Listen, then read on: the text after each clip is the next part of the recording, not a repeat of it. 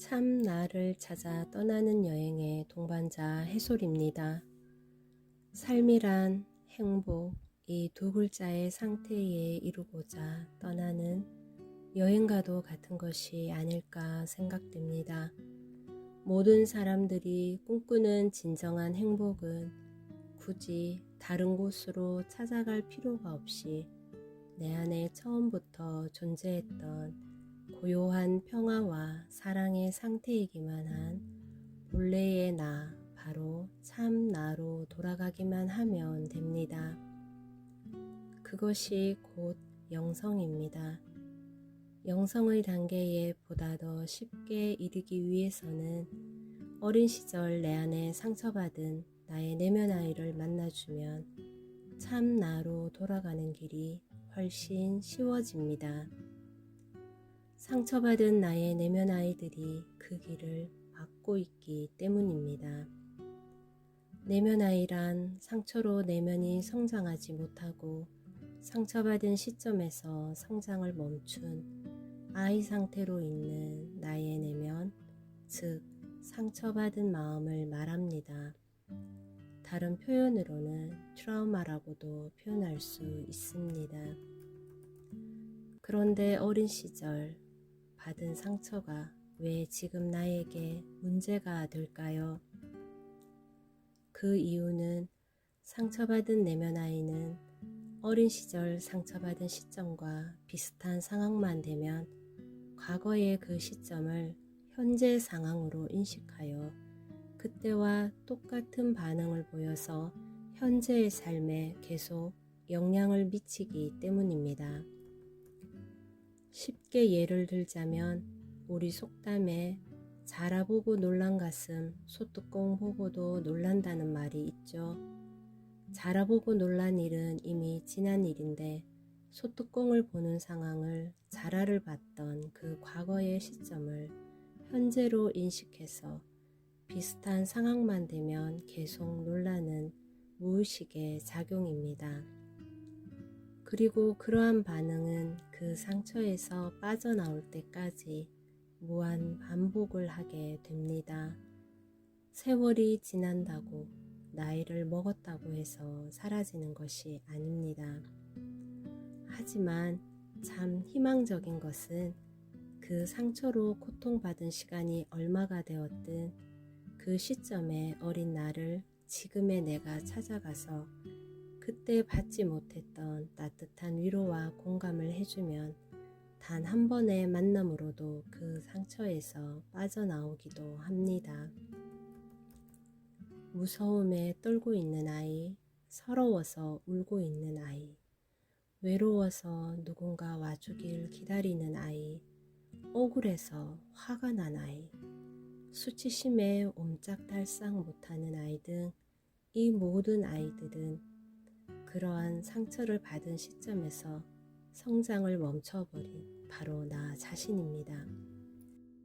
그리고 이 상처받은 내면 아이들은 성장을 멈춘 시점부터 지금까지 자신을 위로하고 보듬어주고 안아줄 대상을 기다리며 각자의 소리를 내고 있답니다. 그리고 이 아이를 만나줄 대상은 바로 나 자신입니다. 내면 아이는 무의식 속에 살고 있기 때문에 의식적인 귀에는 이 소리가 들리지 않는답니다. 그 소리는 몸으로, 마음으로 느낄 수 있는데 자주 불안하고 초조하고 짜증나고 우울하고 예민하고 심한 경우 그로 인한 자살 충동과 뚜렷한 원인도 없이 몸이 여기저기 아프기도 합니다. 여러분도 특정한 상황만 되면 스스로 제어하기 힘들 만큼 화가 나거나 예민하게 반응할 때가 있으실 것입니다.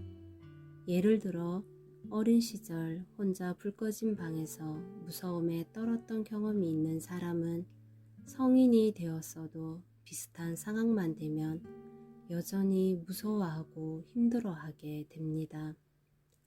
혹은 부모님이 권위적이고 강압적으로 어린 시절 나의 행동을 통제했다면 성인이 되어서도 권위적이고 강압적인 사람 옆에만 가도 주눅이 들고 당당하게 자신의 의사를 표현하지 못하게 됩니다.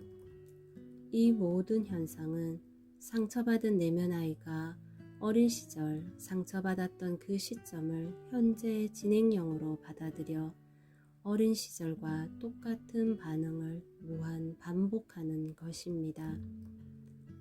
누구에게 쉽게 말하기도 어려웠던 자신의 상처로 힘드셨던 분들을 위해서 스스로 자신의 내면 아이를 만나서 그 상처로부터 자유로울 수 있도록 도와드리기 위해 최대한 쉽게 내용을 구성하였습니다. 내담자를 상담하다 보면 처음부터 내면 아이를 잘 만나는 분이 있는가 하면 내면 아이를 처음 만나는 단계에 들어가는 데만 많은 시간이 필요한 분들도 계십니다. 또 내면 아이를 쉽게 만났더라도 내면 아이가 나와의 만남을 거부하기도 하는데요. 이런 경우는 마음의 상처가 깊어서 무의식이 많이 분열된 경우이기도 합니다. 무의식이란 말 그대로 우리가 의식하지 못하는 의식입니다. 나도 모르게 얼떨결에 무의식적으로 라는 말을 하실 때는 그 상황이 바로 무의식이 작용한 상황입니다. 이런 무의식이 분열됐다는 말은 하나의 마음이 아닌 상처로 마음이 여러 개로 흩어지고 나뉘어져서 내 안에 많은 어린아이가 살고 있는 상황과도 같다고 할 수 있습니다. 내 마음이 내 마음대로 안 되는 이유가 바로 이 때문입니다. 상처받은 내면 아이를 만나는 것은 흩어진 내 마음이 하나가 되게 하는 것입니다. 각자의 소리를 내고 고집을 부리던 마음이 하나가 되니 평온하고 고요하고 사랑의 에너지가 넘치게 되어 행복할 수밖에 없는 상황이 되는 것입니다. 자, 이제 자신의 내면 아이를 만나보고 싶다는 생각이 드실 겁니다. 먼저 내면 아이를 잘 만나기 위해 몇 가지 준비해야 할 것들이 있습니다. 가장 먼저 준비해야 할 준비는 누구에게도 방해받지 않을 수 있는 안정된 공간이 있어야 합니다. 예를 들어 자동차 안이라든가 어떤 장소든 내가 나의 내면 아이를 만나는데 방해받지 않을 수 있는 안전하고 조용한 공간이면 됩니다. 그 다음으로는 익숙하지 않았던 무의식을 느끼고 알아가는 감각을 좀 익혀야 합니다. 그래야 내면 아이를 만나는 것이 좀 더 쉽고 자연스러울 수 있습니다. 우리 동네 어린이집을 한번 떠올려 보세요.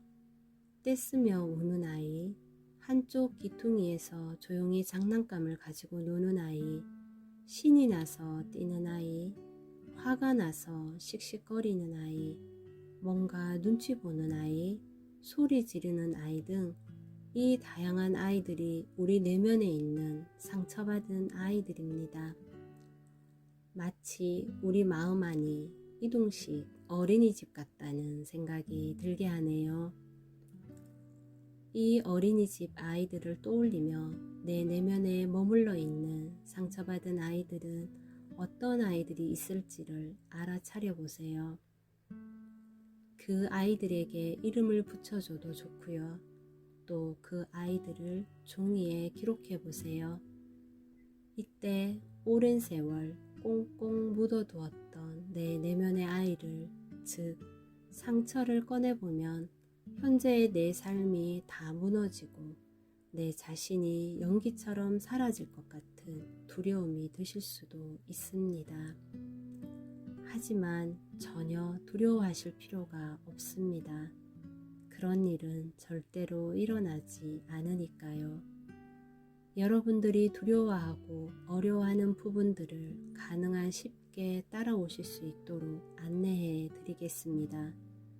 지금은 그냥 내 무의식에 살고 있는 아이들이 어떤 아이들이 있나 호구조사만 하는 겁니다.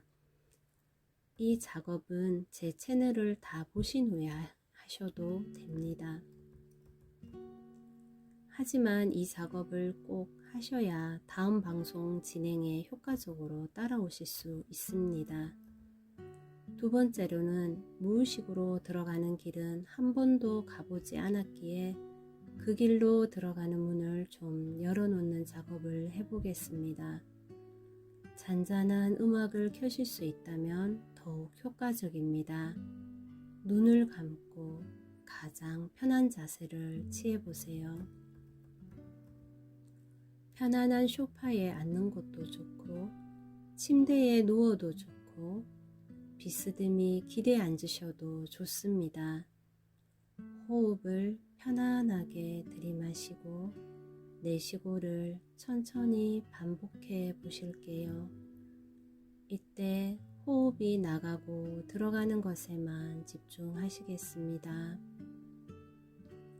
호흡이 내 코로 들어가서 폐를 거쳐서 다시 입 밖으로 나오는 것을 마치 연기가 내 폐로 들어갔다가 입 밖으로 나오는 모습을 상상하셔도 됩니다.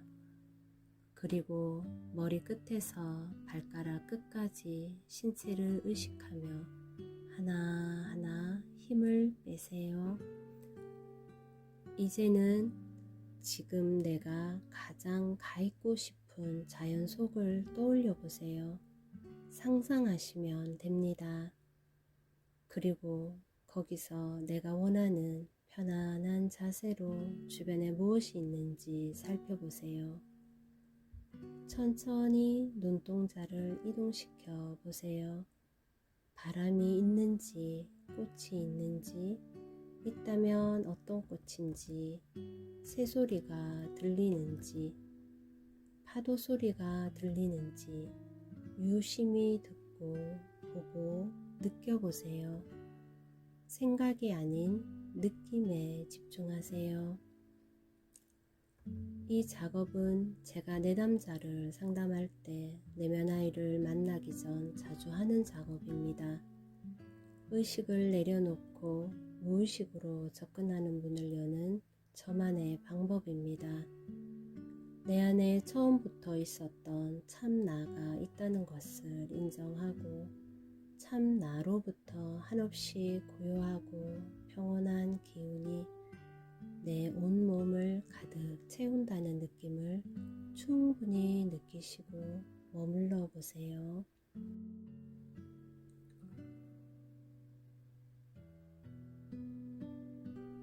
내 몸과 마음이 아무 저항 없이 스르르 열리는 느낌이 든다면 무의식이 열리는 겁니다.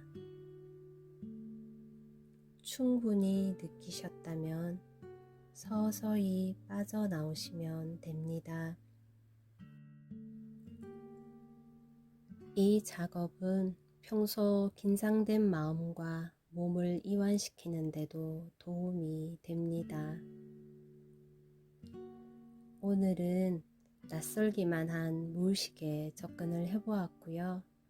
다음 방송에는 호구조사한 아이들 중 상처가 너무 깊은 아이보다는 조금 가벼운 상처의 아이부터 만나는 과정을 진행하겠습니다.